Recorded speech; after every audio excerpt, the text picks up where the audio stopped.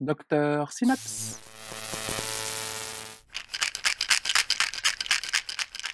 Voici le tout premier épisode de Cas Clinique Surprise. La vidéo va être divisée en deux parties.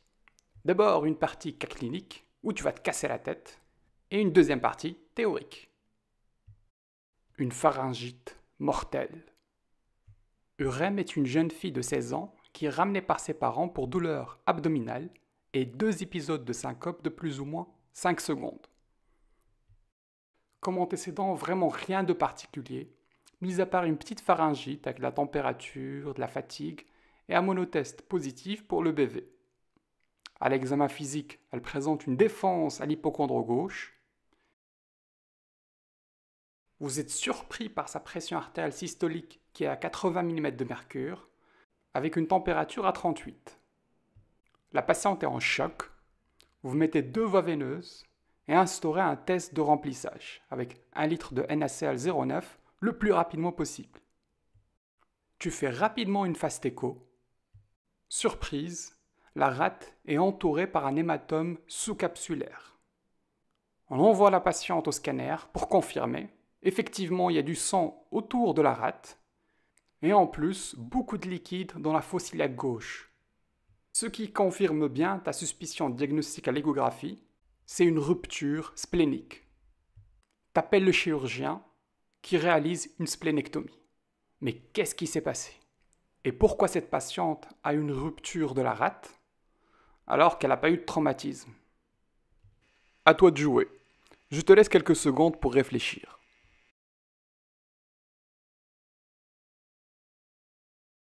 L'Epstein-Barr virus touche entre 90 et 95% des adultes, appelée aussi maladie du baiser. Très souvent asymptomatique, mais dans 5% des cas, on peut avoir une mononucléose.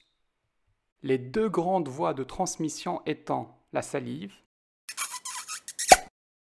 et les rapports sexuels. Le BV peut rentrer par la bouche et se nicher dans l'oropharynx. Il peut y rester latent pendant plusieurs semaines, c'est-à-dire qu'il dort tranquillement. Jusqu'à ce qu'un beau jour, il s'active. Les policiers de ton système immunitaire qui sont les lymphocytes B vont s'activer. On peut ainsi avoir une inflammation de l'oropharynx avec une pharyngite dans 85% des cas. Sur l'image, tu vois un exsudat au niveau des amygdales. Cette inflammation peut provoquer également de la température supérieure à 38 degrés Celsius dans 98% des cas. L'un des marqueurs de l'activation du système lymphatique étant l'augmentation de la taille des ganglions. On aura des adénopathies cervicales, très souvent postérieures, dans 100% des cas. Le rash n'est pas très fréquent, souvent favorisé par la prise d'antibiotiques, 30%. Une splénomégalie peut aussi être retrouvée lors de la mononucléose. Et t'as compris le principe. Plus la rate gonfle, plus t'as un risque de rupture. Mémorise dans un petit coin de ton esprit qu'un gars qui a la mononucléose peut avoir un risque de rupture entre 4 jours après la présentation jusqu'à 8 semaines. Théoriquement, le BV peut toucher tous les organes, sans exception. Il est aussi impliqué dans les pathologies lymphoprolifératives. Après les signes et symptômes cliniques, passons à la prise de sang. Tu peux avoir une augmentation des globules blancs entre 12 000 jusqu'à 18 000, voire même plus. C'est essentiellement tes ganglions lymphatiques qui vont permettre d'éliminer le BV en produisant des lymphocytes CD8. Ninja! T'imagines bien qu'à la prise de sang, tu auras une augmentation des lymphocytes, souvent des lymphocytes atypiques, à plus de 4500, voire plus de 50%. Le BV peut également entraîner un léchage hépatique. Léchage pour dire qu'il ne va pas défoncer le foie et que tu auras juste une augmentation modérée des transaminases. Quoique, dans certains cas de figure, assez rares, tu peux avoir un syndrome d'activation macrocytaire. Je vais essayer d'en parler dans une vidéo à part. Le diagnostic se fait essentiellement par le monospot test, qui sont des anticorps hétérophiles. C'est un test assez sensible et très spécifique. Malheureusement, tu peux avoir des faux négatifs. 25% lors de la première semaine, entre 5 et 10% lors de la deuxième semaine et à 5% lors de la troisième semaine. Je m'explique.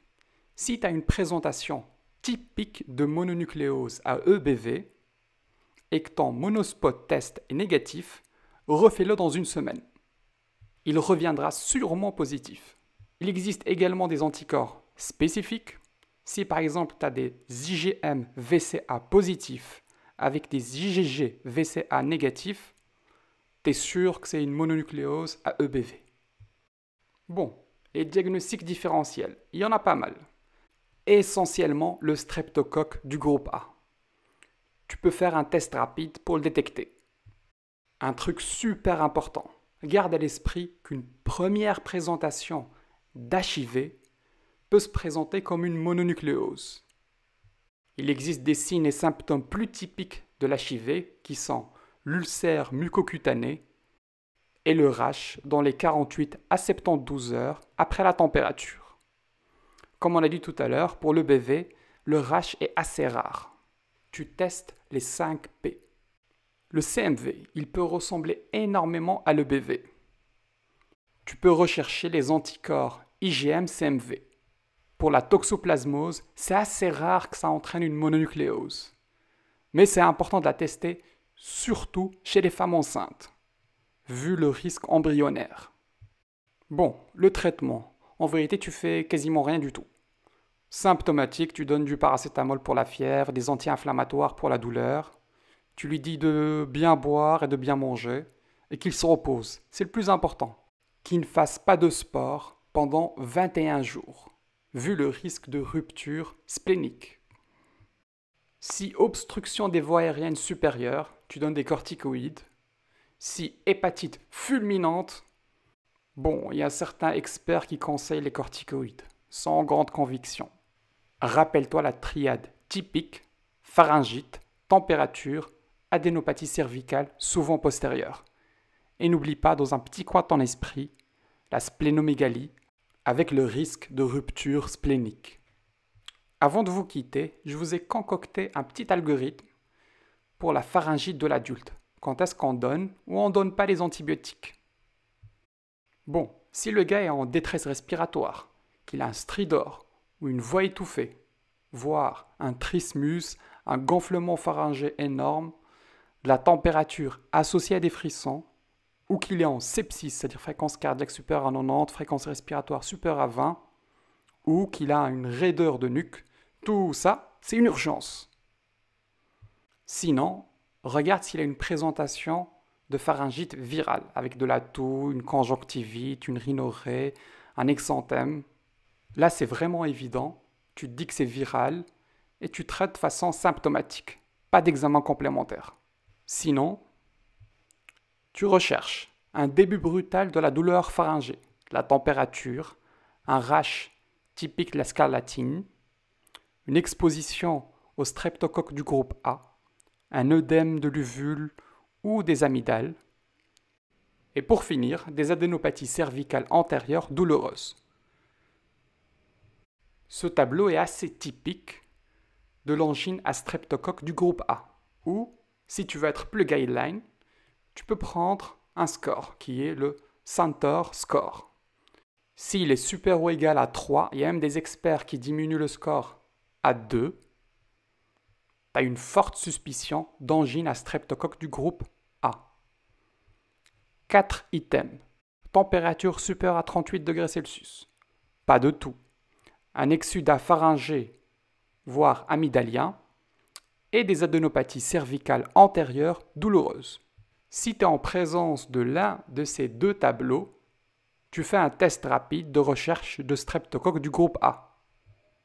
Positif, tu traites. Négatif, tu vois est-ce que le patient est immunodéprimé, s'il a présenté un rhumatisme articulaire aigu ou zone endémique en streptocoque. Pour ces 3 derniers cas, réalise une culture et traite en attendant les résultats. Sinon, tu te dis que c'est viral, tu ne fais pas d'examen complémentaire, sauf si facteur de risque d'HIV avec les 5 P que je vais décrire plus tard. Ou tu as une présentation assez spécifique comme le BV. Je veux que tu te rappelles que chaque patient qui a une pharyngite, tu testes les 5 P pour voir si ton patient est à risque d'infection sexuellement transmissible. N'ayez jamais honte de poser ces questions. Premier P, c'est partenaire sexuel. 2. Le type de pratique sexuelle. 3. La prise d'une prévention pour la grossesse. 4. Est-ce qu'il se protège contre les infections sexuellement transmissibles? Et en tout dernier, voir s'il a un passé d'IST. À bientôt. Merci d'avoir suivi cette vidéo. N'hésitez surtout pas à me communiquer vos questions, vos éventuelles remarques et de me proposer les sujets qui vous intéressent.